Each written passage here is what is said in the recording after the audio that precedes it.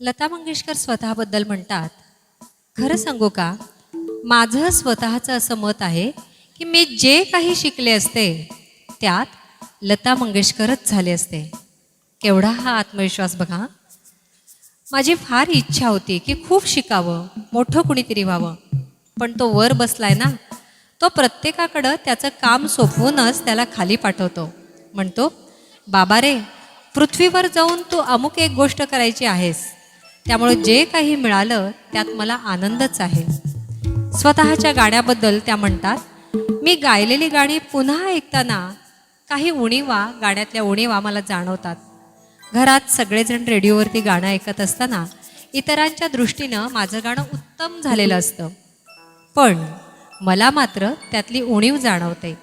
एखाद्या ओळीतली ती उणीव असलेली जागा येणार म्हटलं की मी प्रचंड अस्वस्थ होते. एकतर स्वयंपाकघरात निघून जाते किंवा ती चुकलेली जागा कानावर पडू नये म्हणून मी भांड्यांचा तरी आवाज करते किंवा मी मोठ्या मोठ्याने तरी बोलते.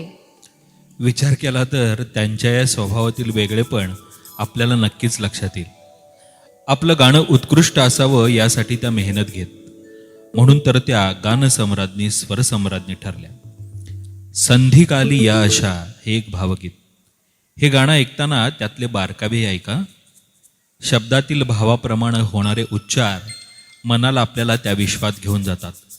अरुण दाते आणि लताबाईंनी गायलेलं हे युगुलगीत ऐकूया.